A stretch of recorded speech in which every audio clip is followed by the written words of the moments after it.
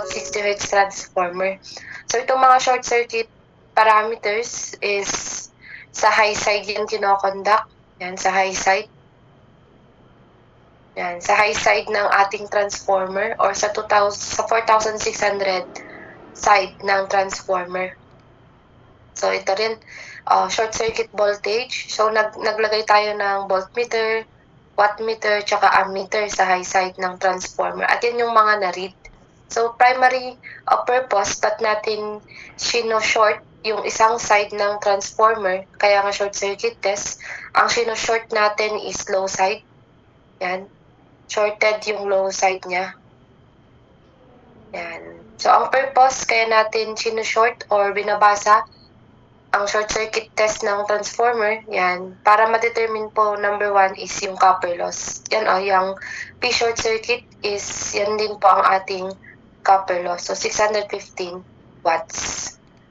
Ayan. Anyway, ang tanong dito, hindi kasi about sa copper loss, percent resistance and percent impedance. Sige, solve muna natin yung percent resistance.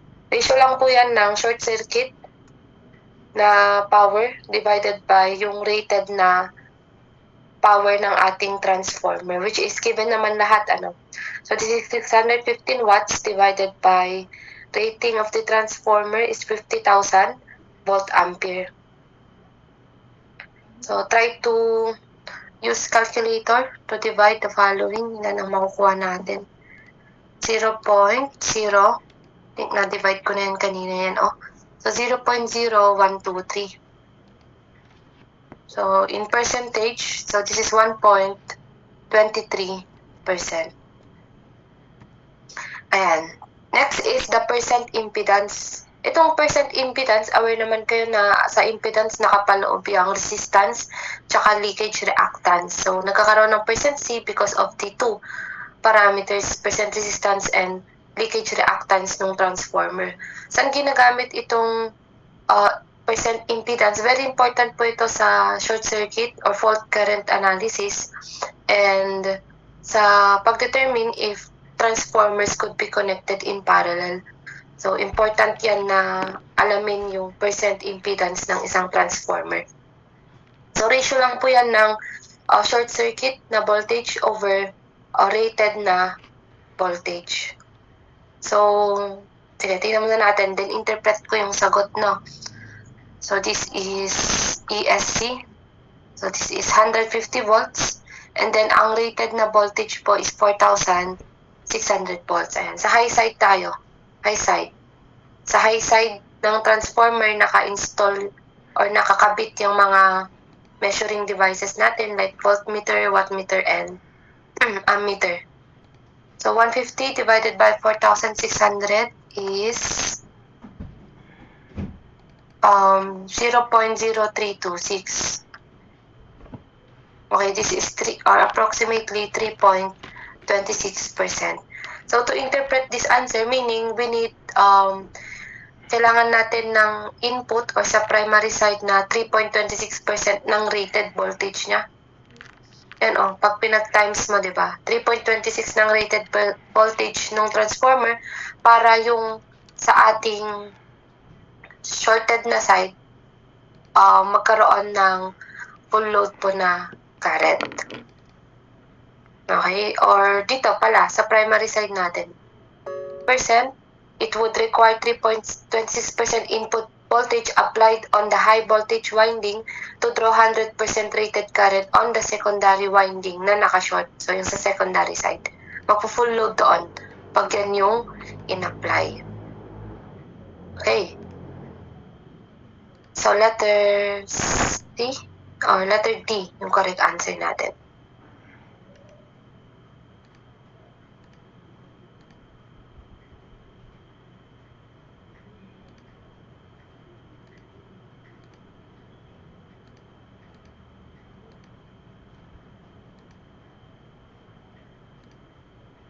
Tapos, pansinin nyo to na banda. Yung 10.87 amperes. Rated primary current yan 4,600. Ayan ito. Kaya sa pag-conduct po ng short circuit test, mag-i-input tayo ng voltage. Ano bang i-input mong voltage para magkaroon ka ng short circuit current na 10.87. Yan po yung rated primary current mo. Yan, 50 kVA divided by 4,600. So, related yung mga yan. So, shorted yung low side or primary side. Secondary. Ito. Okay, next, number 2. The basic function of a transformer is to change the level of the voltage. Siyempre, ang transformer, dalawa po yan di ba? It could change the voltage. Pwede niyang step up or step down. Pwede rin naman yung current. So, dalawa po ang tinatransform ng machine natin. Voltage or current. Kasi, paano naman na yun kung may voltage, syempre may current. Pero ang basic nga na function transformer, voltage talaga. Change the level of voltage. Pwede niyang step up or step down without changing the frequency. So, pwede niyang step up or step down voltage without changing frequency. Okay? So, both side ng transformer, same ang frequency. Wrong ito. Hindi niya binabago yung frequency. Next, number 3. Pwede nyo palang screenshot na lang, no? So, balikan ko itong nauna. Ayan, screenshot nyo. Then, yan, number 2. Punta tayo sa number 3. The full load copper loss and iron loss of a transformer is 6,400 and 500 watts respectively. The above copper loss and iron loss at half load will be watts. So, siguro unahin na lang natin yung iron loss, also known as core loss. And so, P iron, same lang yan sa core loss. So, at any load, tandaan natin to, at any loading, full load man, half load man, or what, diba? Alam niyo naman na. So, at any load, ang iron or core loss natin is the same. Hindi po siya nagpapago. So, it will remain to be 500 watts. However, for copper loss, yun po yung variable. Kaya nga ang tawag din pala natin sa iron or core loss is constant loss, no? Kasi hindi nga siya nagbabago. Yan po yung mga terms na ginagamit natin.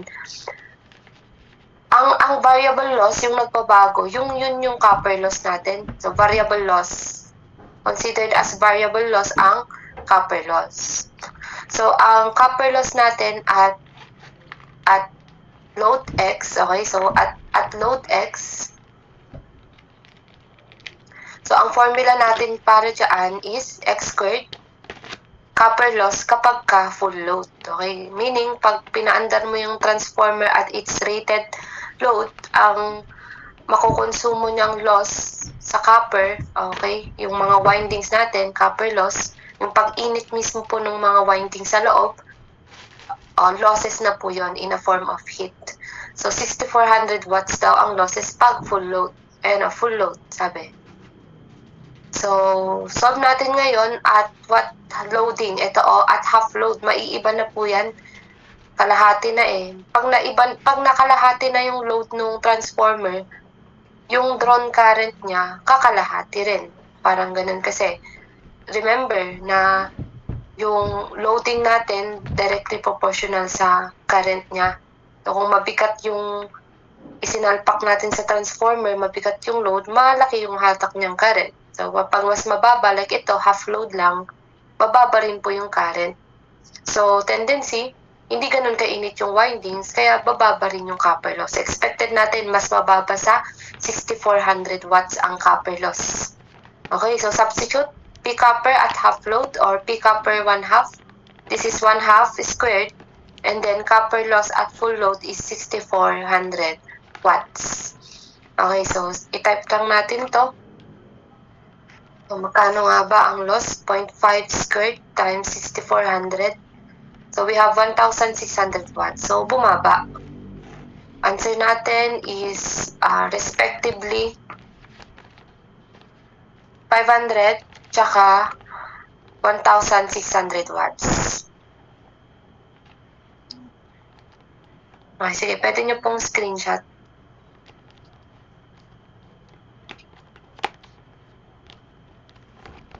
Okay, so wala yung choices kasi parang publication na problem, no? Mga madadali lang. Kaya sana nakuha po ninyo. So, ang reason, ba't hindi nagbabago ang core at iron loss? From the, term na ginamit, core loss po yan. Nasa material ng core. Nasa core mismo po yan na losses. Hindi naman nagbabago ang core na ginagamit ng transformer at any load, yun pa rin naman yung material. Kaya same yung loss dyan. I-run mo man siya ng full load or half load, same po ang core loss natin. Okay, next, number 4. Tingnan natin itong number 4. Ayan, open circuit test naman. Open circuit test, tingnan nyo sa aking figure. Ang open circuit test, kinoconduct sa low voltage side. So, taliwas siya doon sa short circuit test. So, sa low voltage side to. Meaning, tingnan nyo po yung diagram para mas maalala. Nandiyan sa low voltage side yung voltmeter, yung wattmeter, tsaka ammeter mo. Pero yung sa high side, yun naman po ang naka-open. Okay, open naman ang high side. Diba? Kabaliktaran siya ng short circuit test. Ano ba yung number 1 kanina? Yung number 1 kanina, yan po sa high side yung short circuit test, naka-short naman sa low side. Baliktad dito. Sa low side ang open circuit test, ang ino-open mo yung high side. Yun open dito. Yan.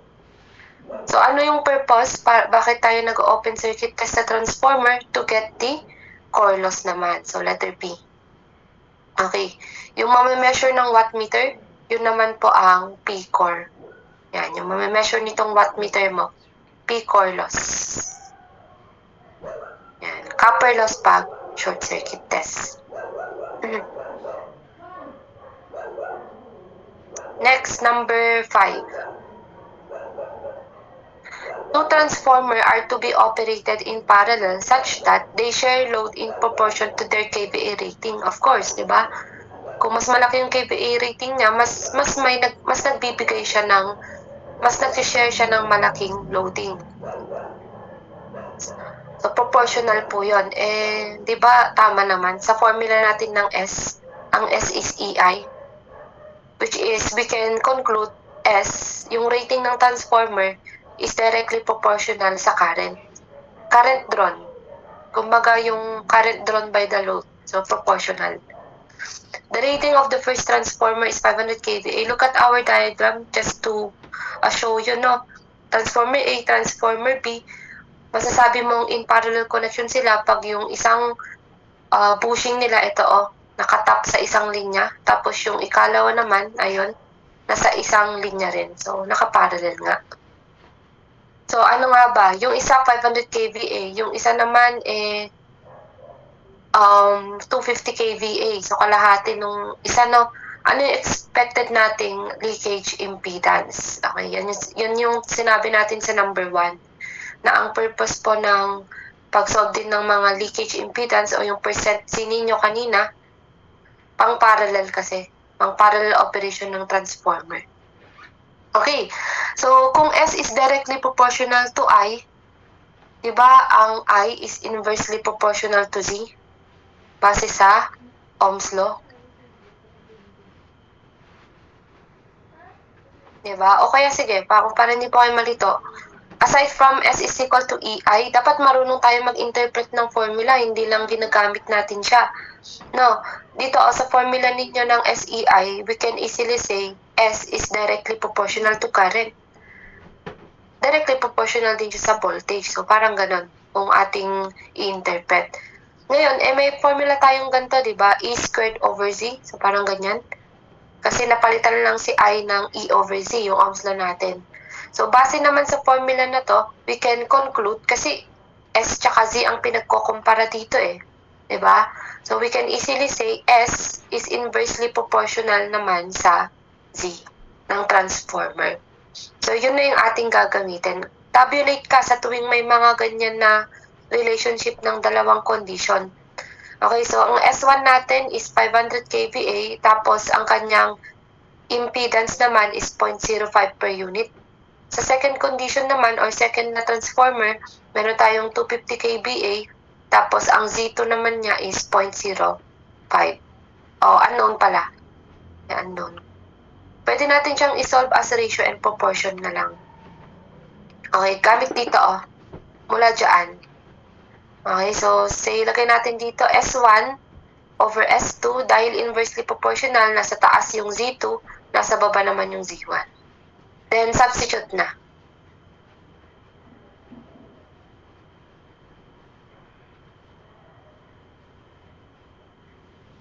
Okay, shift solve. Tingnan natin kung anong makukuha ang Z2. So 0.05 of 500 divided by 250. So we have 0.10 per unit. Leakage impedance ng ikalawang transformer. Ayan po yung sagot. So, napansin ko yung quiz nyo sa transformer, medyo madali. Kumpara dun sa ni-lecture. Laman nung problem set lecture natin nung nakaraan. Kaya kung nagets natin yon, nakinig mabuti sa lecture, yan. Madali nyo lang po masasolve yung mga tanong dito sa quiz kasi medyo madadali po siya talaga. Next tayo, number 6. What is the ratio of capacity of open delta to the capacity of closed delta? Remember, pag open delta bank, dalawang transformer lang yan ang ginagamit. Open. Tapos pag closed delta naman, yan po yung tatlo yung transformer, yung typical. Pero dahil nga hindi naman maiiwasan mag-maintenance, ang tatlong transformer, kunwari i-maintenance yung isa, mag-open delta dapat yung natirang dalawang transformer. So, ano lang mangyari sa capacity, bababa. So, pag open delta kasi, ang symbol natin VV dyan, no? Yan. So, pag open delta, square root of 3 ng rating ng kada isang transformer. Yan yung transformer 1, transformer 2. Yan, open delta mo yan iraran sa poste mo. Yan. Open delta, paano ba yon? So, 3-phase pa rin dapat ang labas, no? So, ito, magkasama. So, isang pase na yan. Pangalawang pase. Yan, tapos ito yung last. Okay, see. Ganyan po, yung open delta natin. So, square root of 3 ng S ng kada isang transformer. Okay. So, ilan ang capacity niya? So, square root of 3 nga pala ng isang transformer. Whereas, pag close naman yung delta, ito, yan tayo sanay yung tatlo yung delta natin. Tatlo yung transformer, Okay, so 3 times S ng kada isa, diba? So, yan yung formula natin. Siyempre, pag tatlo na, yung transformer mo, yan, pwede mo na siyang ikabit as delta connection ba o Y connection. So, it's up to you. So, pag delta siya, to magkasama yan, magkasama yon. So, isang linya na yan. Tapos, yung last naman, yung dalawang nasa dulo, sabihin mo ng line A. Line A. Parang ganyan. So, mga delta, 3-phase. So, S ng each ulit. Times 3 mo kasi tatlo na nga yung transformer. Now, ano yung ratio? Ratio yung tanong kasi So, ratio of open sa close. So, SVV sa close. So, this is square root of 3 ng S ng each divided by 3 ng S ng each ulit. So, cancel out yung itong dalawa. So, ratio na is square root of 3 over 3 lang pala. So, yung iba, kinakabisado na lang nila to square root of 3 over 3. Open to close. Delta. So, square root of 3 over 3. So, we have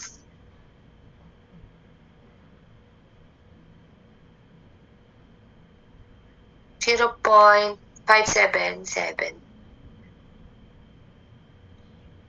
So, letter C, yung ating pong sagot.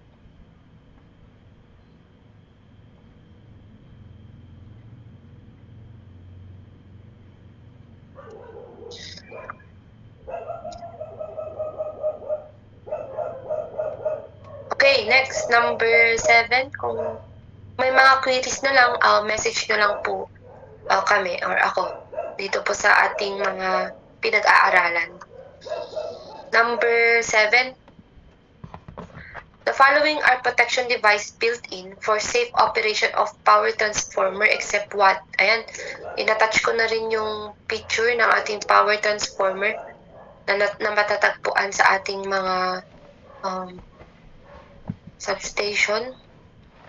So, ang wala po dyan is yung pot head. So, lahat is protective device na.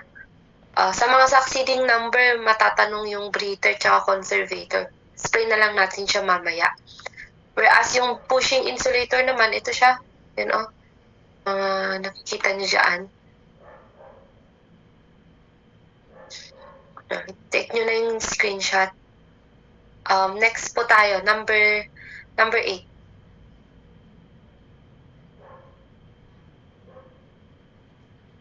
The iron core in a transformer provides a low reluctance. Ayan. Pag low reluctance means high permeability.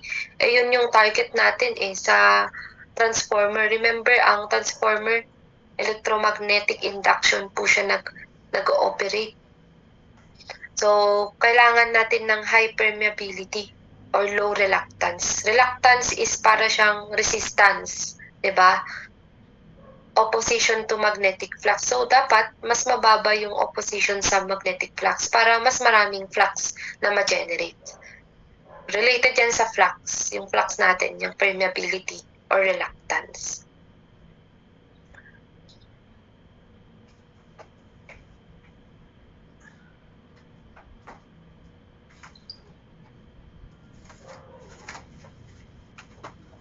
Ayan. Para kasing current lang din ang flux, sa magnetic circuit nga lang siya. Yan. So, parang current, easier for flux to flow through core. Next, di ba kaya nga meron tayong symbol ng transformer na ganyan? Core ito, yung palibot na yan kung saan natin inaano. Tapos yung flux natin, ito siya, dumadaan yung flux natin sa core. Okay, so, yan yung flux natin. Ayun yung concept ng transformer. Next, number 9. A 10 kVA distribution transformer has 240 volts secondary winding. The equivalent internal resistance of this transformer referred to the winding is 0.048. The core loss of this transformer is 75 watts. At what kVA load will this transformer operate at maximum efficiency? So, dalawa nga yung losses natin sa transformer, core, tsaka copper loss. And nabanggit na rin sa lecture nyo na to attain maximum efficiency, core loss must be equal to the copper loss at certain loading. Excuse me. Okay, so core loss, given po siya 75 watts. And then, ang copper loss naman natin is X squared P copper loss at full load. Okay, so paano ba natin makukuha yung copper loss at full load? Balik tayo sa given. Ayan, binanggit po, remember, kaya nga copper loss, di ba, ang mga wires or winding sa loob ng transformer is made up of copper. Okay, kaya yung mga wires sa loob, may losses nga po yun in a form of heat. Pag uminit yun, losses na ang tawag doon. And since ang loss is in a form of heat lang naman, nagkakaroon ng heat sa wires natin because of resistance.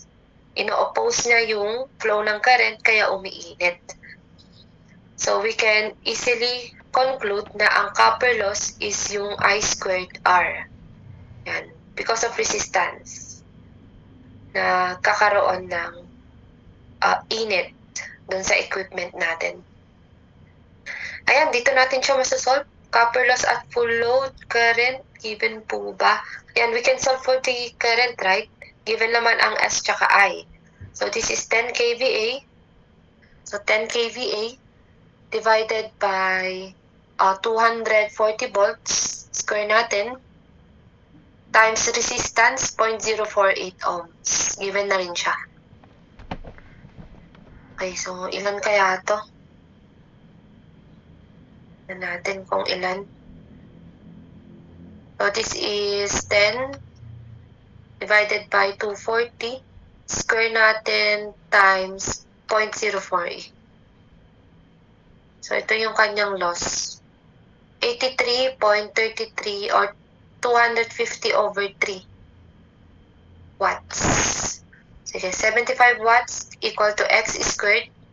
So this is 250 over 3 watts din. Okay, 250. Therefore, x natin is, pakitype na lang, no, 0.949. So that is square root of 75 divided by yung sagot natin. Yan, 0.949. Meaning, kasi ang characteristic po ng transformer efficiency niya parang paganyan po eh. Yung loading, habang tumataas yung loading at a certain load x, nandyan yung maximum efficiency niya. Pero pag sumobra naman doon, kunwari full load, bababa na rin po kasi yung efficiency. Okay, yun naman din yung nakikita natin. Pangit din na full load, bababa rin yung efficiency. So at certain x, doon nagkakaroon ng maximum efficiency. Doon sa tuktok. So efficiency yon, x naman dito. Parang ganyan yung ng transformer. So we can say at 94.9% loading, kumbaga hindi mo patatakbuhin ng 10 kVA, 94.9% lang niya, doon nagmamax yung efficiency. So ano nga ba ang rating na yon? So 0.949 lang ng 10 kVA. Diyan siya nagmamax efficiency. So times 10, the answer is 9.49 kVA. Ito yung ating sagot.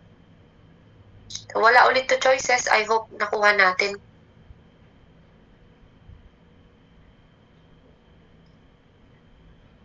Sige po, picturean nyo na.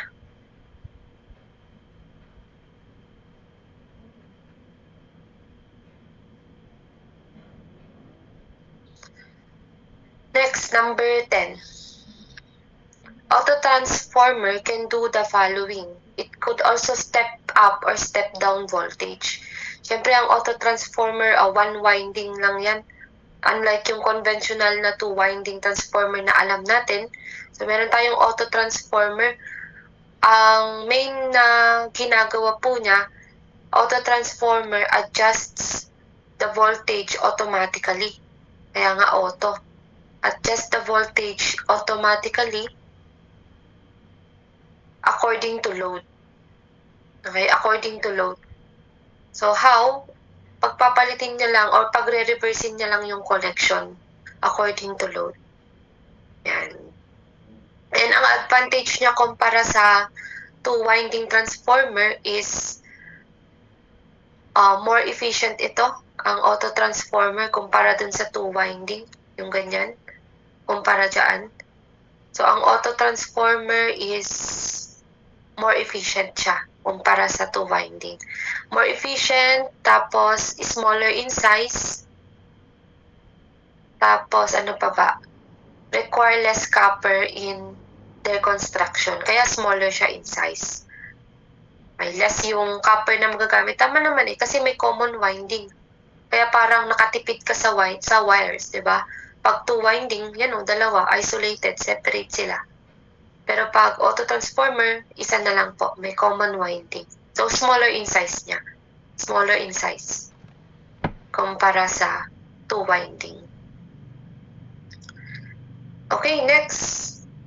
Number 11. If, napicturean nyo na ba? Picturean nyo mo.